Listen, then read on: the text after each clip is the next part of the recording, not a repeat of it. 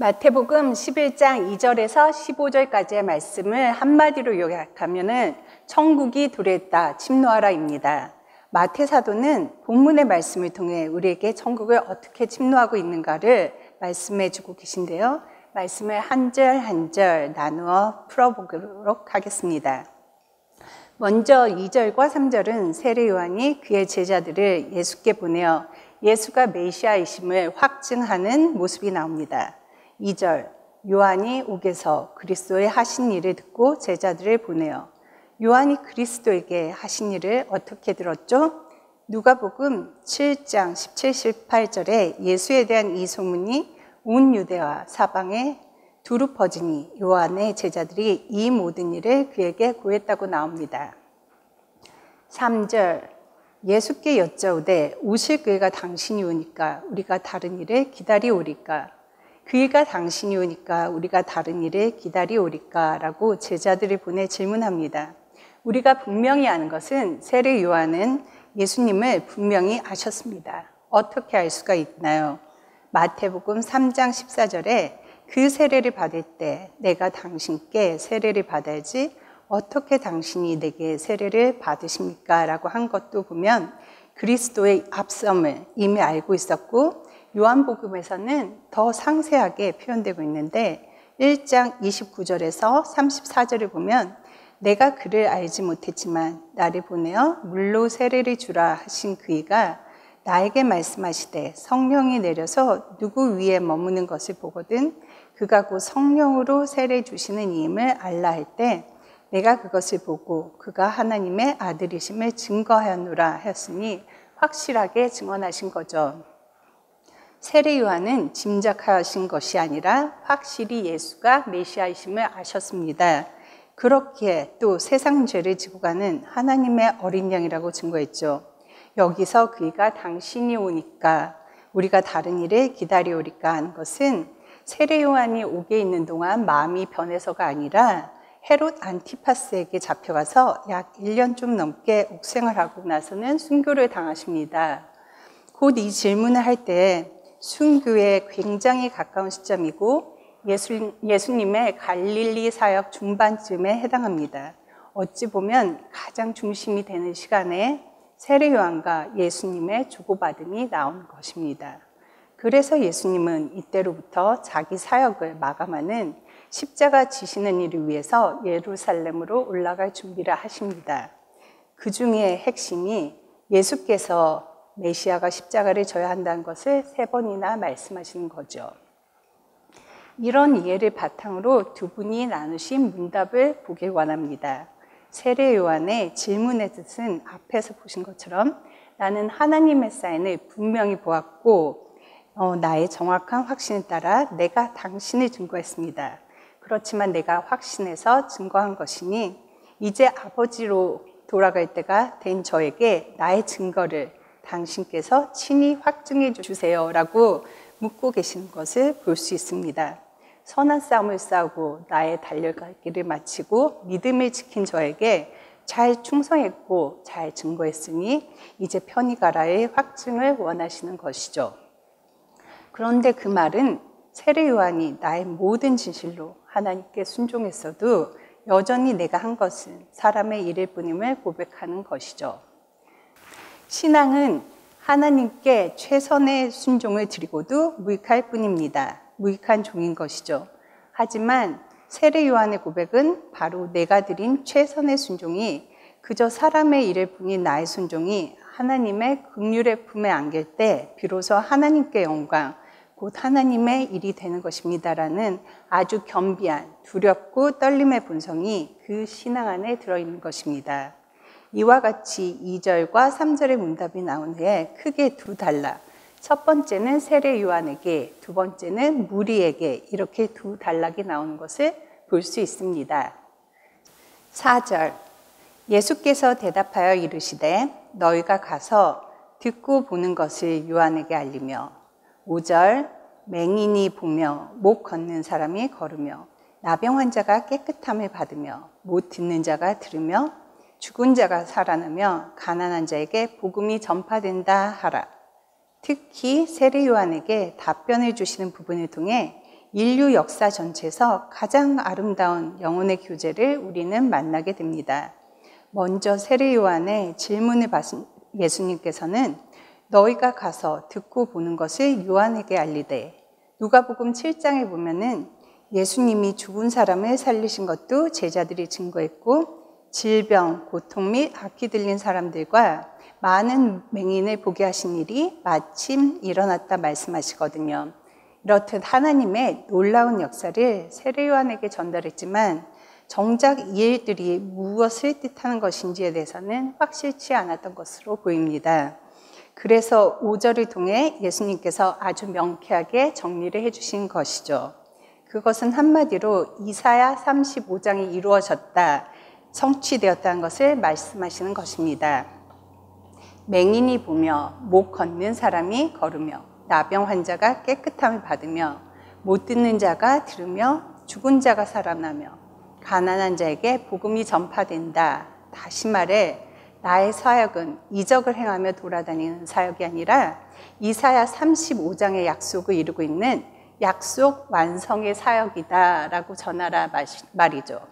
이 저주의 땅, 종교화되어 하나님의 은혜가 막혀버린 이 땅에 드디어 하나님의 긍휼로 말미암아 하나님의 약속의 성취가 이루어지고 있다, 하나님이 개입하고 계시다고 말씀하시는 것입니다. 여기서 가장 중요한 것은 가난한 자에게 복음이 전파된다는 것입니다. 이 단어가 오앙겔리조라고 하는데 기쁜 소식, 곧 굿뉴스라는 뜻입니다. 이것을 우리는 복음이라고 하죠. 여기서 가난한 자는 세상에 소망이 없는 사람들을 말합니다. 세상에 소망을 둔 사람에게 천국은 복음이 아닙니다. 천국이 임하면 세상이 끝나니까 재림이 이들에게 기쁜 소식이 될 수가 없겠죠. 오히려 천천히 오기를 바라는 마음이 더 클 겁니다.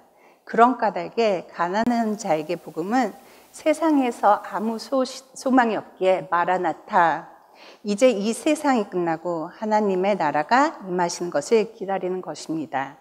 바로 이 자가 가난한 심령인 것이죠. 예수님께서 답변을 통해 세례 요한에게 내가 메시아고 넌 참 잘 증거했으니 이제 편한 마음으로 가라 답하시지 않고, 예수님 또한 나 역시 아버지의 부름을 따라 섬겼고 그 열매는 예언의 성취이다. 나는 육신을 입은 우리의 순종, 곧 세례 요한 너의 순종과 나의 순종이 아버지의 뜻을 이루고 있고 또 이루실 것을 겸비히 바라보노라고 답하시는 것을 볼 수 있습니다. 두 분 다 100% 순종하고도 오직 하나님의 긍휼을 바라지 100% 순종했기 때문에 내 사역은 옳은 사역이야, 잘한 사역이라고 스스로 단정하지 않으시는 것이죠. 이게 무익한 종의 비밀입니다. 6절, 누구든지 나로 말미암아 실족하지 아니하는 자는 복이 있도다 하시니라. 6절에서 우리 번역은 이렇지만 이게 바로 be attitude, 복되어라 라고 말씀하신 거죠. 복되어라, 누구든지 나로 말미암아 실족하지 아니하는 자, 곧 종교의 답이 아니라 세례 요한도 예수님도 정답을 말씀하시지는 않습니다.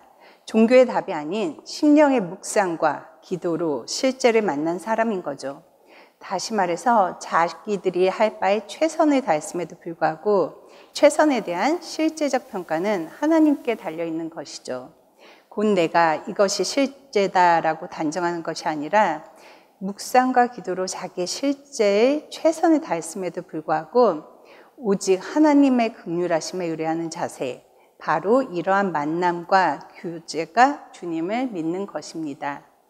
주님을 인격적으로 만나고 교제하는 자는 나의 행위, 그것이 주의 이름으로 선지자 노릇을 했던지 아니면 귀신을 쫓고 권능을 행했던지에 상관없이 그저 내가 행한 것들을 주님께서 받아주신다면 그것이 나에게 영광이고 기쁨입니다 라고 고백할 수 있는 것입니다. 그러므로 주님과 사이에서 이런 인격적 교제가 이루어지는 것이 신앙이고 이것이 자라나야 하는 것입니다. 그리고 7절에서 15절까지의 말씀은 무리에게 말씀하시는 것이니 곧 우리에게 말씀하시는 것입니다. 그 당시에 무리뿐 아니라 이 복음을 대대로 듣는 우리니까 우리에게 말씀하시는 것이죠. 그래서 핵심은 15절에 귀 있는 자는 들을지어다.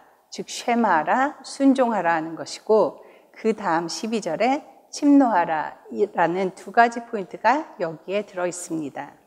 7절 그들이 떠남에 예수께서 무리에게 요한에 대해서 말씀하시되 너희가 무엇을 보려고 광야에 나갔더냐? 바람에 흔들리는 갈대냐?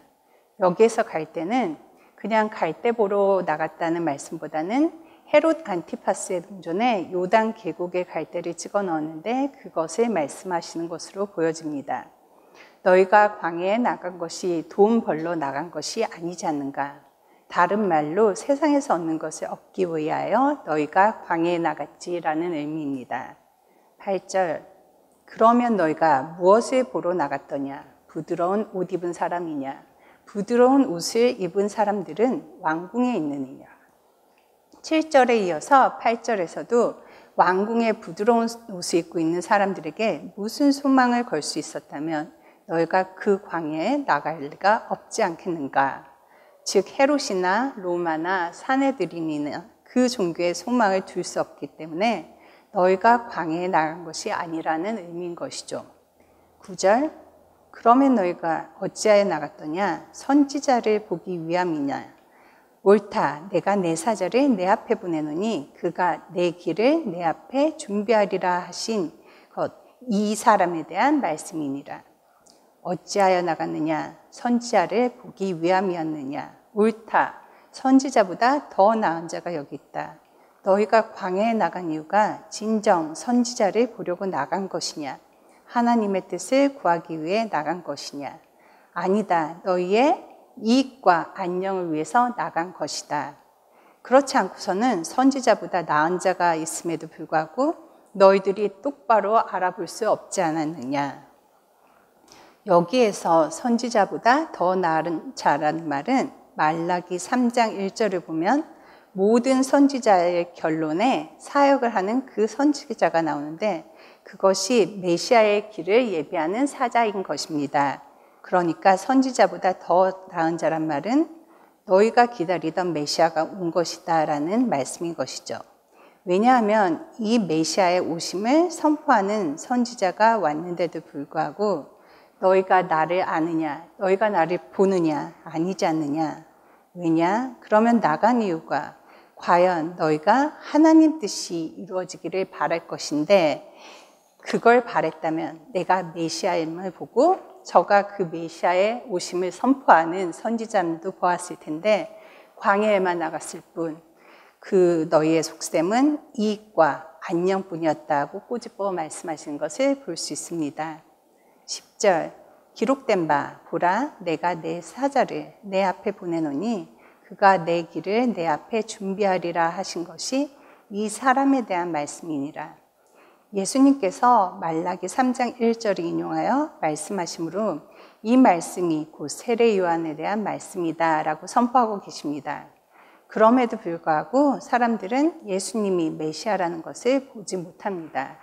그 이유는 그들이 기대하는 메시아는 종교적으로 어마어마한 능력을 가져서 세상의 모든 종교를 다 제압해버리는 그런 초월적인 존재를 바라고 있는데 이렇듯 초라한 모습을 보셔서 이 말씀을 하시는 예수님이 메시아라는 생각도 못하고 이해가 안 되는 것이죠. 자신들의 생각과 너무도 어긋나 있기에.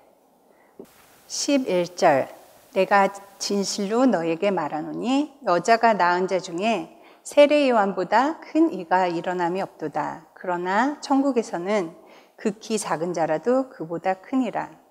첫 번째로 볼 것은 하늘과 땅은 형태나 형식의 차이가 아니라는 것입니다. 종교를 말씀하신 것이죠. 하늘을 누린다는 것이 이렇게 거룩한 분위기를 만들어 놓고 거기에 장엄하고 엄숙한 어떤 형태, 형식을 갖추는 것이 아니라 하늘과 땅은 존재적 차이, 즉 관계의 인격성의 차이일 뿐이라는 것이죠. 또한 세례 요한까지는 하나님의 일꾼의 시대였다면 이제부터 예수님의 시대에는 하나님과 하나가 되는 자녀의 시대가 도래한 것입니다. 그런 까닭에 존재의 중요성이 아무리 작은 자녀라도 큰 일꾼보다 훨씬 더 클 수밖에 없습니다. 12절 세례 요한의 때부터 지금까지 천국은 침노를 당하나니 침노하는 자가 빼앗느니라. 침노를 당한다는 것은 곧 suffers violence.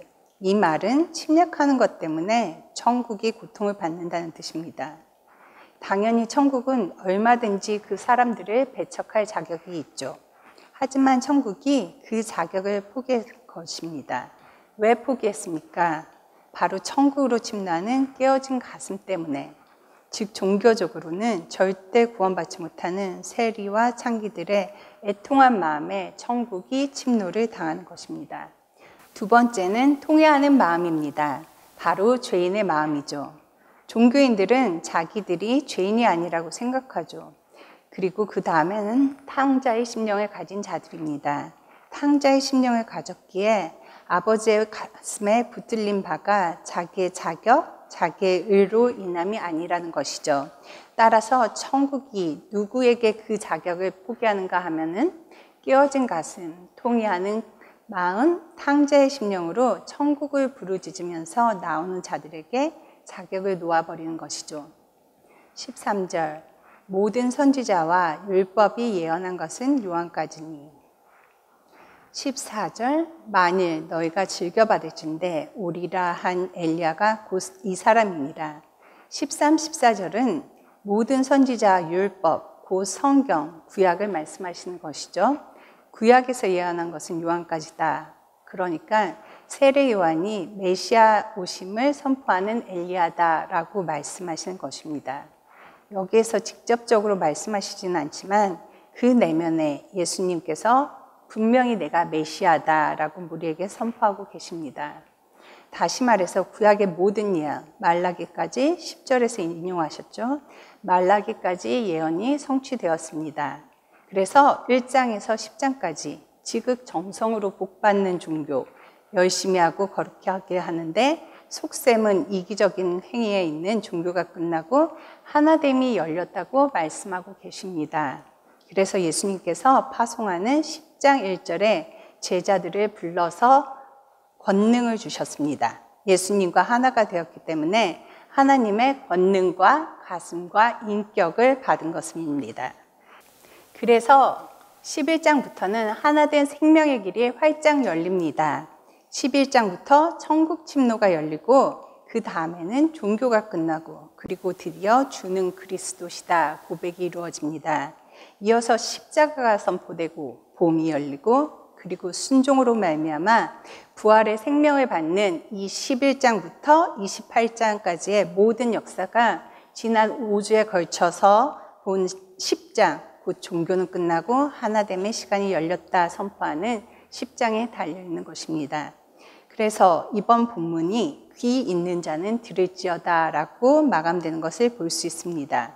첫 번째는 우리에게 전혀 새로운 세계, 생명 세계가 도래했다는 말씀을 들으라고 하는 것이고 더 나아가 현상이 세상이고 세상은 사람의 일이고 사람의 일, 곧 삶은 멸망인 것을 들으라 말씀하십니다. 우리가 어떻게 살았던 우리의 소속은 마귀입니다. 내가 나름 성실하게 살았다. 나름 하나님을 섬겼다.